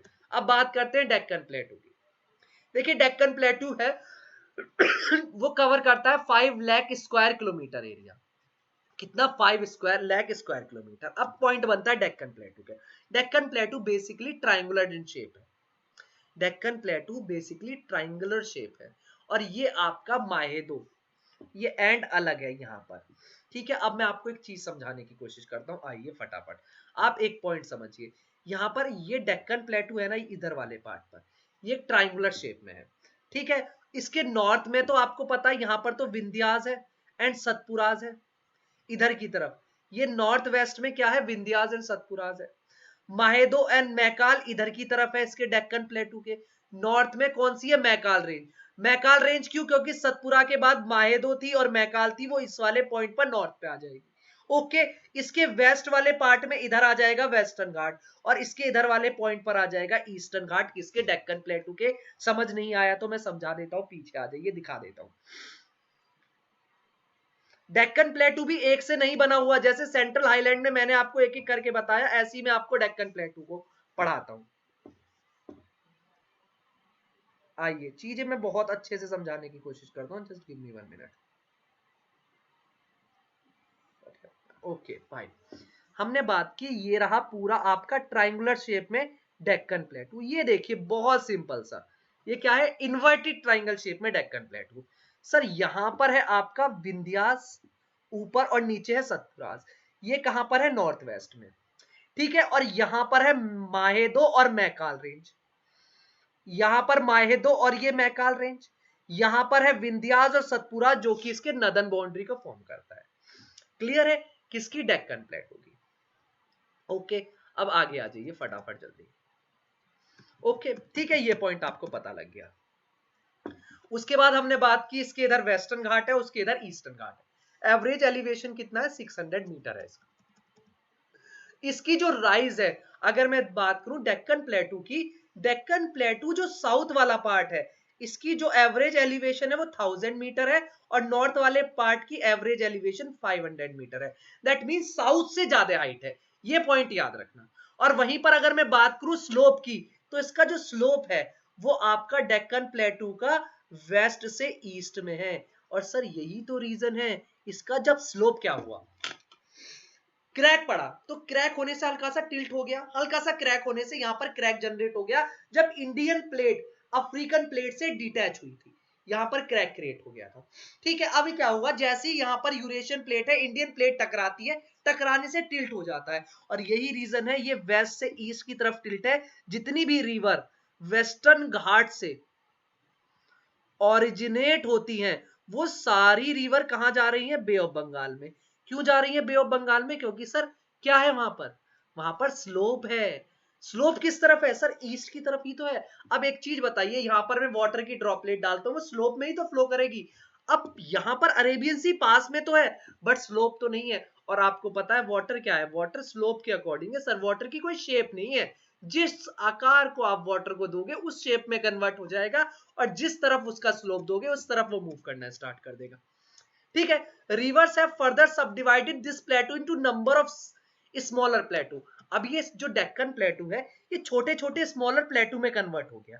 सबसे पहले हम बात करेंगे महाराष्ट्र प्लेटू की, फिर हम बात करेंगे कर्नाटका प्लेटू की, फिर हम बात करेंगे आंध्रा प्लेटू की। All these plateau are the part of Deccan plateau. तो सबसे पहले हम बात करते हैं महाराष्ट्र प्लेटू की। जो महाराष्ट्र प्लेटू है वो कहां पर लाइज करता है? वो लाइज करता है आपका महाराष्ट्र में। ठीक है। और ये आपका जो डेक्कन प्लेटू है उसका नदन पार्ट है।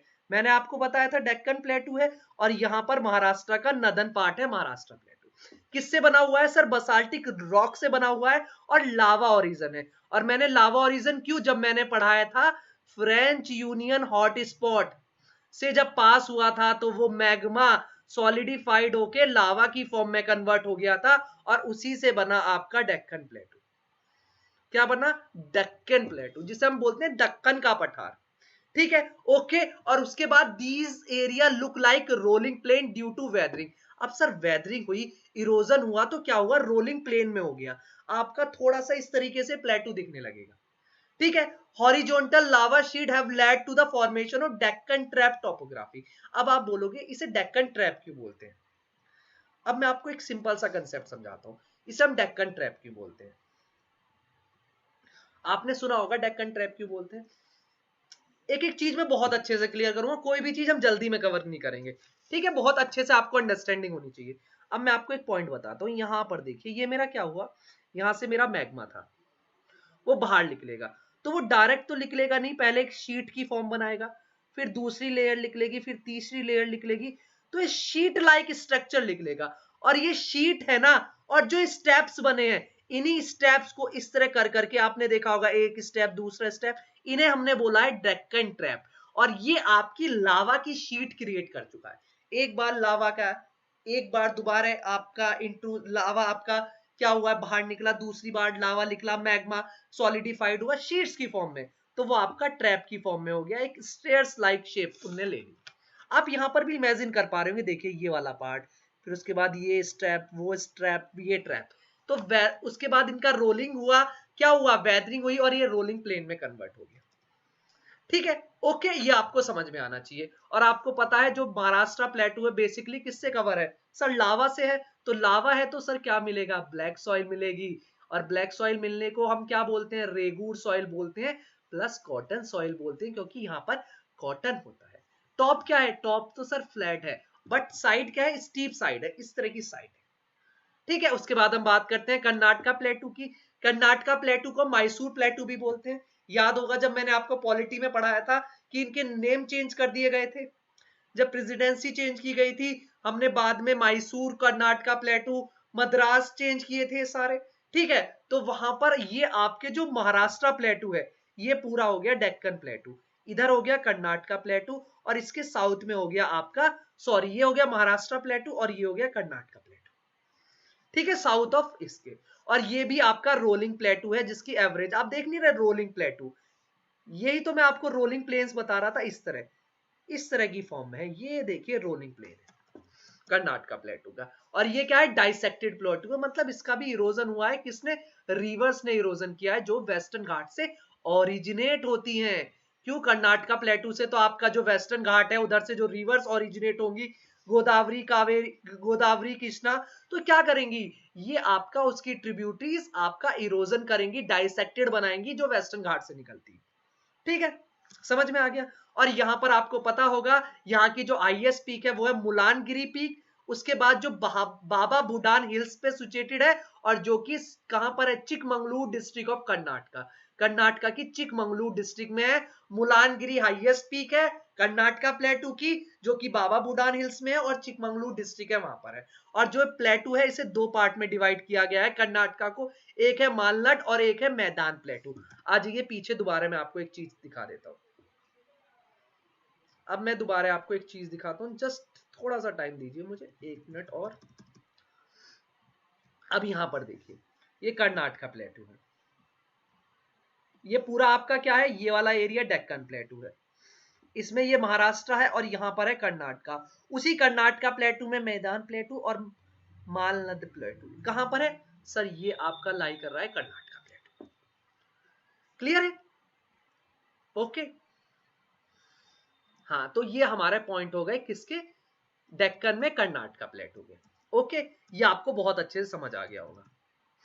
ठीक है, और जो मालनाड है उसे कन्नड़ में बोलते हैं हिल कंट्री, मतलब हिली एरिया, और ये डाइसेक्टेड प्लेटू है, यहाँ पर आपको डेंस फॉरेस्ट दिख जाएगा।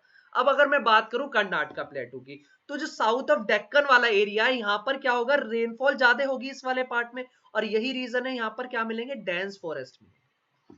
ठीक है, Maidan on the other hand is formed by the rolling plain with low granite hill, जो मैदान प्लेन है वो ग्रेनाइट हिल से बने हुए हैं। ठीक है, समझ में आ गया। और the प्लेटू tapers between the western Ghat and eastern Ghat in the south and merges Nilgiri. यहाँ पर कर्नाटका है, यहाँ पर वेस्टर्न घाट्स है, यहाँ पर ईस्टर्न घाट है, और ये प्लेटू कहां पर, जहां पर ईस्टर्न एंड वेस्टर्न घाट्स मिल रहे हैं, कहां पर, नीलगिरी में, वहां पर आपको टैपर बिटवीन द वेस्टर्न, मतलब ये वेस्टर्न और ईस्टर्न घाट्स के बीच में है, और ये साउथ में कहां पर इसके मर्ज हो रहे हैं, जो नीलगिरी हिल से आपको मैं डिस्कस भी कर चुका हूं। ठीक है, उसके बाद तेलंगाना प्लेटू के बारे में बात करते हैं, जो कि आंध्र प्रदेश वाले डिस्ट्रिक्ट में, स्टेट में आता था पहले, जिसकी एवरेज एलिवेशन है आपकी 5 से 600 मीटर। और मैंने बताया ये क्या है, ये एक ट्राइंगल की फॉर्म में डेक्कन प्लेटू है, ये रहा महाराष्ट्र प्लेटू, और ये रहा कर्नाटका प्लेटू, और यहां पर है तेलंगाना प्लेटू। ठीक है, ये ये जो प्लेटू है गोदावरी कृष्णा पेनोरू, ये आपका 3 रिवर सिस्टम है जो इस प्लेटू को ड्रेन करती है। ठीक है, entire plateau is divided into ghats and peneplains. Peneplains मतलब क्या होता है, पेनी प्लेन्स समझना, पेनी प्लेन्स वो होते हैं जिनका कोई भी स्पेशल फीचर नहीं होता, ना तो माउंटेन है, ना प्लेटू है, ना प्लेन है, अनडल्टिंग फीचर है, मतलब क्या है, फीचरलेस है, कोई भी शेप नहीं है उनकी, कभी इस तरह हो गए, कभी यहां हो गए, कभी प्लेन हो गए। तो तेलंगाना प्लेटू क्या है, अनडल्टिंग प्लेटू, फीचरलेस है, जिसमें आपका डिपोजिशन हुआ, इरोजन हुआ, तो अनइवन शेप है आपकी तेलंगाना प्लेटू की। ठीक है, उसके बाद हम बात करते हैं छत्तीसगढ़ प्लेटू में। आपका जो छत्तीसगढ़ प्लेटू है, या छत्तीसगढ़ प्लेन बोलेंगे हम इसे बेसिकली, क्यों ऐसा हो रहा है सर, देखिए जो छत्तीसगढ़ प्लेन वाला एरिया है ना, वो आपका डेक्कन प्लेटू का पार्ट है। ठीक है, कहीं ना कहीं डेक्कन प्लेटू का, बट हमारा वो एरिया प्लेन एरिया है, तो हम उसे क्या बोलते हैं, छत्तीसगढ़ प्लेन। और ये Chhattisgarh plain is the only plain worth the name in the peninsular plateau, अकेला प्लेन ऐसा है जो पेनिनसुलर प्लेटू में नाम आता है। ठीक है, और ये शॉर्सर शेप में, इस शेप में, शॉर्सर शेप में। ठीक है, ड्रेन्ड बाय अपर महानदी रिवर, जो अपर महानदी रिवर है वो छत्तीसगढ़ प्लेन को ड्रेन करती है, और किसके बीच में लाई करता है सर, यहाँ पे आइए, ये रही मैकाल रेंज, ये रहे छत्तीसगढ़ प्लेन, और यहाँ पर है उड़ीसा हिल, इसके बीच में ये वाला लाइन करता है आपका छत्तीसगढ़ प्लेन का। ठीक है, ये आपको पता होगा, यहाँ पर पहले राजाओं ने राज किया था, ये एज सच कोई इंपॉर्टेंट नहीं है हमारा। उसके बाद हम बात करते हैं hill ranges of peninsular plateau की। पेनिनसुलर प्लेटू में बहुत सारी इंपॉर्टेंट रेंजेस और हिल्स भी हैं आपकी। अगर मैं बात करूं रेजिडुअल हिल्स, रेजिडुअल हिल्स में सबसे पहले आता है अरावली रेंज का पार्ट। अरावली क्या है, आपकी मिलियन ईयर्स ओल्ड आपकी क्या है, रेंज है, जो कि अगर मैं बात करूं प्रेजेंट डे में जो हिमालय की हाइट है ना, एक टाइम पे अरावली रेंज की हाइट उससे भी ज्यादा हुआ करती थी, बट क्या हुआ, टाइम बीतता चला गया और इसका इरोजन होता चला गया, और प्रेजेंट टाइम में ये रेजिडुअल रेंज बन गई, जो कि ओल्ड फोल्ड माउंटेन जिसे हम बोल सकते हैं। ठीक है, these are remnants of the hills and horsts formed by million years ago. बहुत साल पहले क्या हुआ, ये ब्लॉक, ये पेनिनसुलर ब्लॉक आपके क्या हो गए, रिवर वैली से डिफरेंट डिफरेंट इरोजन से इरोज हो गए। तो सबसे पहले अगर मैं बात करूं अरावली रेंज, अरावली रेंज कहां पर है सर, अगर मैं अरावली रेंज बात करूं तो गुजरात से होती हुई, राजस्थान से होती हुई, हरियाणा से होती हुई दिल्ली तक, गुजरात, हरियाणा, पंजाब। ठीक है, उसके बाद अगर मैं राजस्थान में भी लाई करेगी, सॉरी पंजाब बोल रहा हूं, हरियाणा, राजस्थान में लाई करेगी। उसके बाद आएगी आपका कहां पर, यहाँ पर गुजरात है, राजस्थान है, हरियाणा आएगी, हरियाणा के बाद दिल्ली में आएगी। ठीक है, तो ये आपकी 800 किलोमीटर की कौन है, आपकी अरावली हिल्स। अगर आप देखेंगे तो ये नॉर्थ ईस्ट से साउथ वेस्ट की तरफ अलाइन है। यहां पर अगर आप देखेंगे ये रहा नॉर्थ ईस्ट, ठीक है, और कहां तक, साउथ ईस्ट तक अलाइन है। कहां से, गुजरात से होती हुई यहां पर आप राजस्थान जाएंगे, हरियाणा जाएंगे, दिल्ली, इन स्टेट में। और ये ओल्डेस्ट प्लेटू रेंज है इंडिया की। ठीक है, इतनी ओल्ड है कि ये फोल्ड माउंटेन्स थे, वर्ल्ड के सबसे ओल्डेस्ट फोल्ड माउंटेन है। और बताते हैं जो प्रेजेंट डे में आज का हिमालय है उससे भी ज्यादा हायर होती थी एक टाइम पर, और इसका इरोजन हो के ये आपकी हाइट कम हो चुकी है। ठीक है, मिलियन ईयर्स तक इसकी वेदरिंग हुई, इसका इरोजन हुआ। और उसके बाद अगर मैं बात करूं, बोला जाता है कि ये हरिद्वार तक जाती है, बट बीच में जो गंगा प्लेन है, एलुवियल प्लेन है, उनके नीचे बरीड हो गई है। मतलब वहां पर दब चुकी है, वहां पर आपको शो नहीं होगी ऊपर की तरफ। अदरवाइज बताते हैं कि ये हरिद्वार तक है जो आपका अरावली रेंज है। ठीक है, बेसिकली ये आपका जो अरावली रेंज है, जो सबसे इंपॉर्टेंट पॉइंट है आपको बताना है, सर ये गुजरात से स्टार्ट होती है ना, स्टार्ट होने के बाद जो राजस्थान है वहां तक तो एक कंटिन्यूअस रेंज है। ठीक है, जैसे ही ये हरियाणा में आती है, हरियाणा से दिल्ली तक ये डिसकंटिन्यूअस हो जाती है। मतलब बीच में रिज है, फिर गैप आ गया, फिर आपकी स्टार्ट हो गई। तो इस तरह आपकी जो अरावली रेंज है, गुजरात से अजमेर तक कंटिन्यूअस रेंज है, उसके बाद डिटैच होके डिसकंटिन्यूअस रिज की फॉर्म में आ जाती है।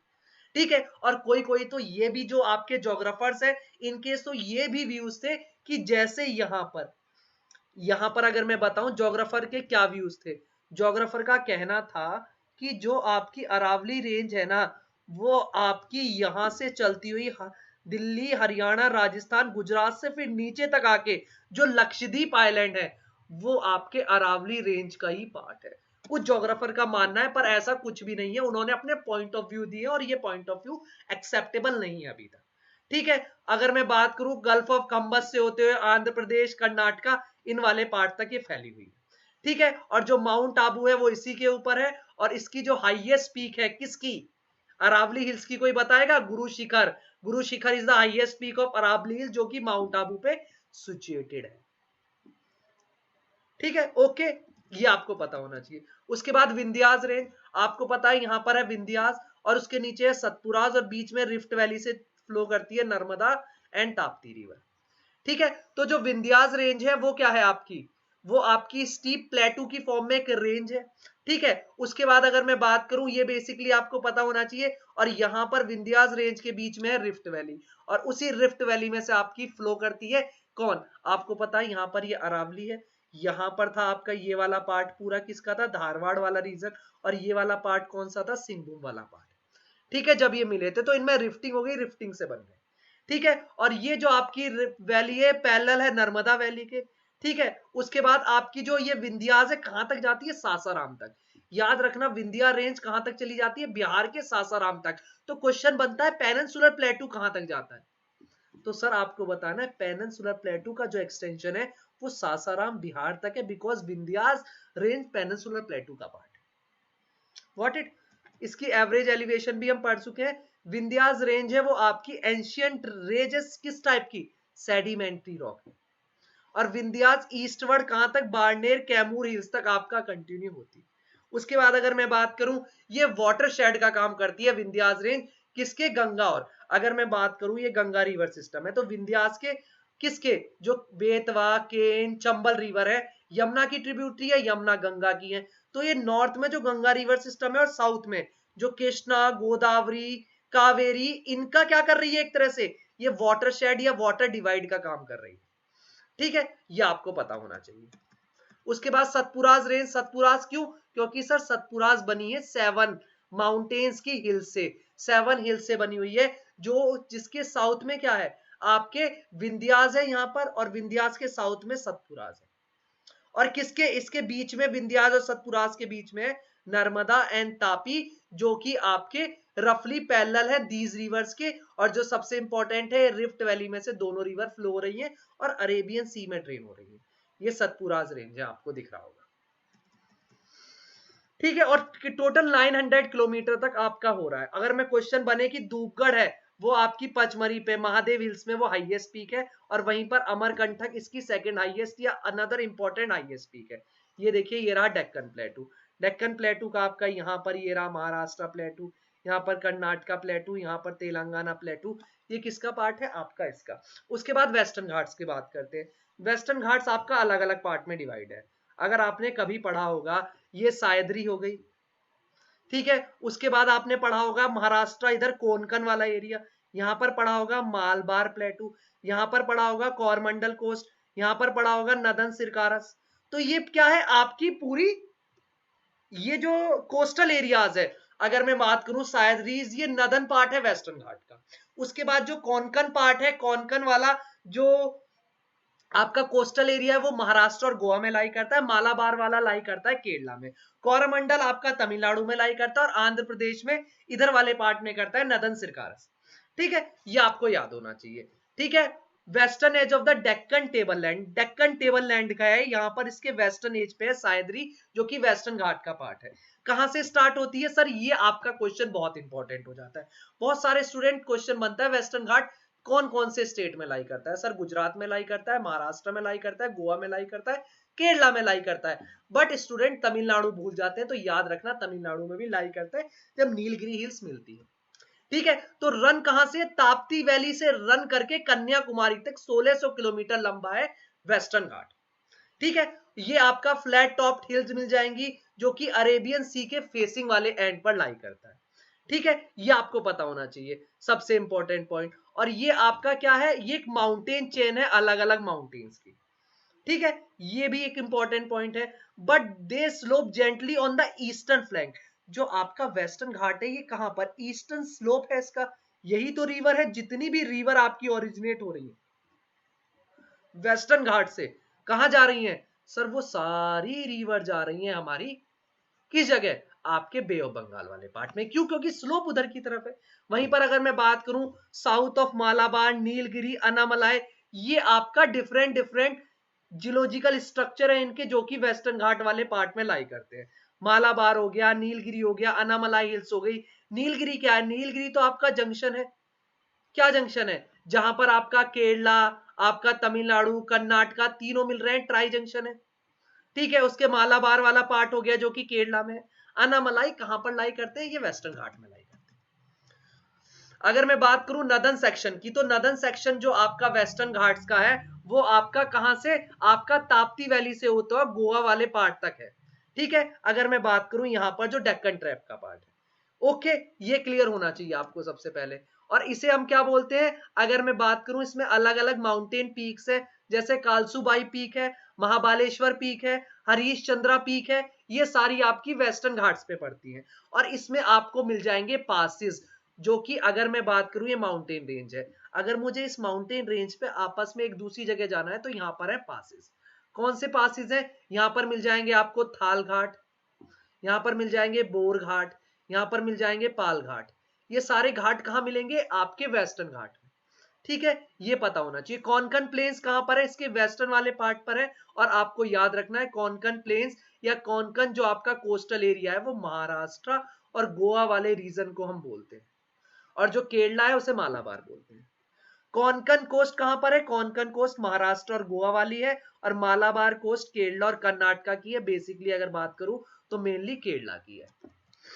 ठीक है, उसके बाद मिडिल सायद्री। मिडिल सायद्री आपकी नीलगिरी हिल्स तक है। ठीक है, कहां से? 16 डिग्री लैटिट्यूड से लेकर नीलगिरी हिल्स तक। और ये बहुत डेंस फॉरेस्ट है। और आपको याद रखना है, जो 16 फॉरेस्ट है, वो आपका इसी में लाई करते हैं, जो कि टेम्परेट फॉरेस्ट है, जो कि टेम्परेट फॉरेस्ट है। ठीक है, उसके बाद अगर मैं बात करूं, आपका कुदुरमुर्ग हो गया, पुष्पगिरी, ये इंपॉर्टेंट पीक्स है जो यहाँ पर है। एवरेज एलिवेशन 1200 से 1500 तक आपका मिडिल सायद्री में लगेगा। फिर वहीं पर अगर मैं बात करूं नीलगिरी हिल्स की, ये ट्राई जंक्शन है, कहां का? केरला, कर्नाटका, तमिलनाडु, इन तीनों का। ठीक है, ओके। और यहां पर याद रखना, यहां पर जंक्शन भी है, किसका? वेस्टर्न और ईस्टर्न घाट का। डोडा बेटा इसकी हाईएस्ट पीक है। मुकृति है जो इंपॉर्टेंट पीक्स है इस वाले एरिया की।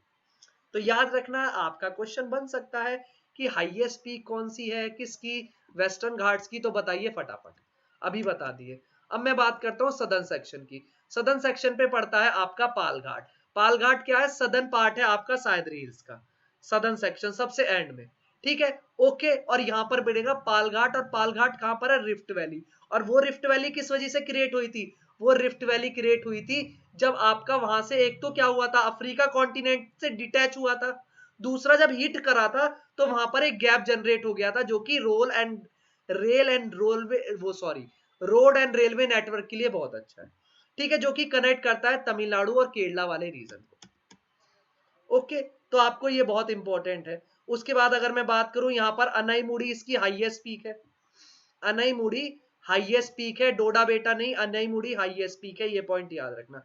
डोडा बेटा सेकंड हाईएस्ट है, अनाईमुड़ी क्वेश्चन आ सकता है, आउटसाइड हिमालय भी हाईएस्ट पीक है, साउथ इंडिया की भी हाईएस्ट पीक है, और आपका वेस्टर्न घाट की भी हाईएस्ट पीक है अनाईमुड़ी पीक, ठीक है। और इंपॉर्टेंट पीक है अनामलाई हिल्स है, पलानी हिल्स है, कार्डमम हिल्स है, ये सब कहां पर है, वेस्टर्न घाट्स में लाई करती है।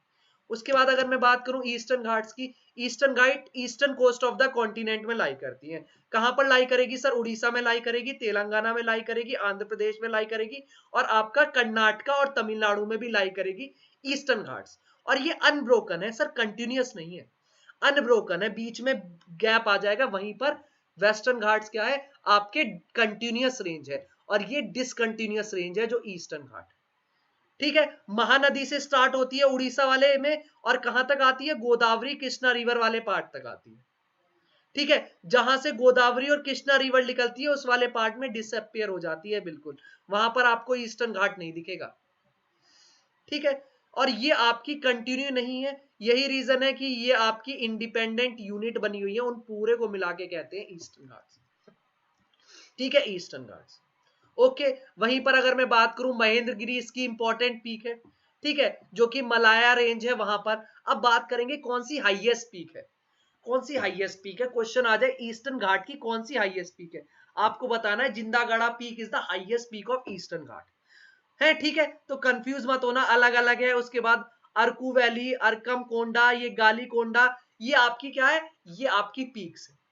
तो सबसे इंपॉर्टेंट है महेंद्रगिरी पीक, आप कंफ्यूज हो जाते हो, महेंद्रगिरी पीक हाईएस्ट पीक नहीं है ईस्टर्न घाट्स की, ईस्टर्न घाट्स की हाईएस्ट पीक है जिंदागाड़ा पीक, जो कि हाईएस्ट पीक है कहाँ की, ईस्टर्न घाट्स की, ठीक है। और यहाँ पर कृष्णा गोदावरी ईस्टर्न घाट्स, और इसी वाले एरिया में जो कृष्णा गोदावरी वाला है, यहाँ पर आपको पेट्रोल और सेल गैस के रिजर्व मिल जाएंगे, जो कि हमारा केजी बेसिन कहा जाता है, कृष्णा गोदावरी बेसिन।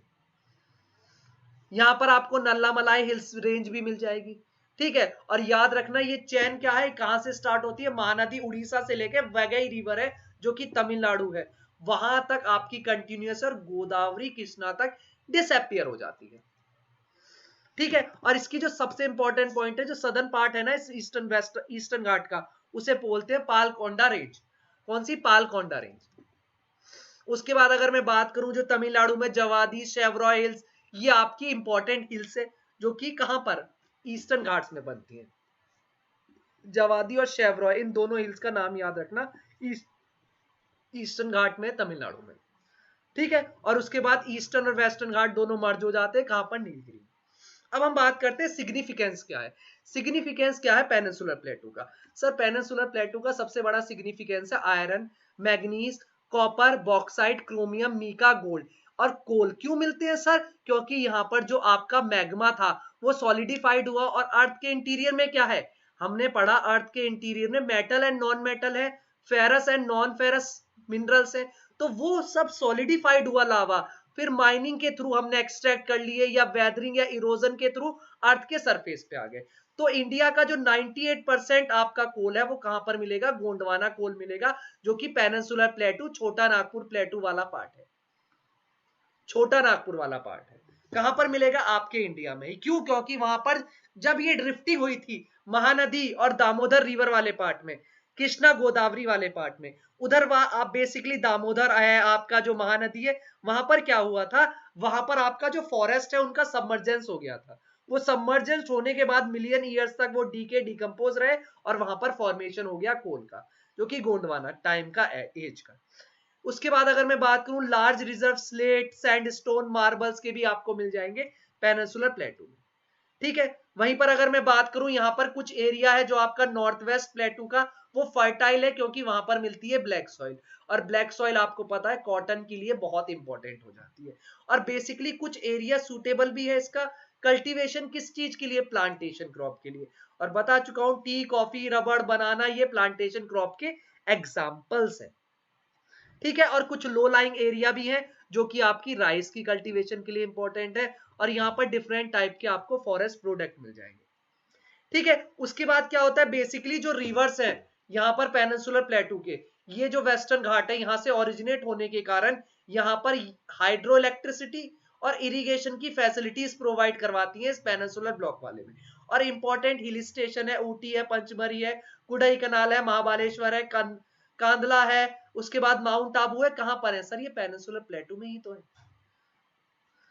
कहां पर है, पेनिनसुलर प्लेटू में ही तो है। अब मुझे बताइए, किसी भी स्टूडेंट को, यहां तक हमने पेनिनसुलर ब्लॉक को बहुत डिटेल में पढ़ लिया, एक एक चीज कवर कर ली अप टू मेंस प्रीलिम्स, कुछ नहीं छोड़ा, कैसे क्या क्या चीजें, कौन सा डेक्कन प्लेटू का पार्ट है, कौन सा सेंट्रल हाईलैंड का पार्ट है, दोनों को कॉम्बिनेशन होने से क्या चीजें बन रही है, सारी चीजें डिटेल में कवर कर ली। अब भी किसी को कोई डाउट किसी भी तरीके का, क्लियर है?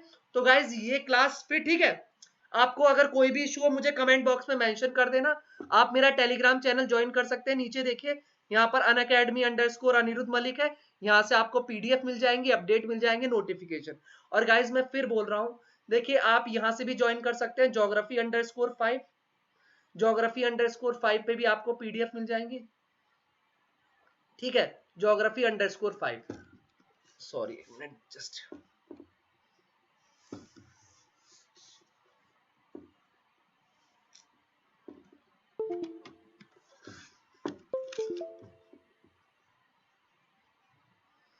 ठीक है। उसके बाद अगर, sorry I think pen work नहीं कर रहा है, कोई इशू नहीं है गाइस। ठीक है, तो this is the code capital AM10, आप इस कोड को यूज कर सकते हैं, आपको 10% का डिस्काउंट मिल जाएगा। और as a guide, as a mentor, मैं हर एंड से आपकी हेल्प करूंगा, तो प्लीज डिले मत कीजिए, अभी भी आपके पास सफिशिएंट टाइम है।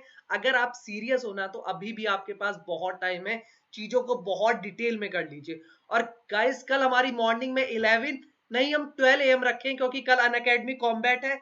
आप वहां पर टेस्ट को जरूर ज्वाइन कीजिए, कोड AM10 से आप वहां पर एनरोल कर सकते हैं ऐप पर, और वहां पर अमेजिंग प्राइजेस है, और आप AM10 कोड भी यूज कर सकते हैं सब्सक्रिप्शन के लिए। और जितना जल्दी हो प्रिपरेशन, और कल की जो हमारी क्लास है वो 12 नून होने वाली है, क्योंकि टेस्ट सीरीज के उससे हम 1 आवर शिफ्ट कर रहे हैं, तो जरूर अटेंड करना। कल हम बात करेंगे फंडामेंटल राइट में राइट टू फ्रीडम के बारे में, तो मिस मत करना guys. Okay, so bye, take care, good night, thank you.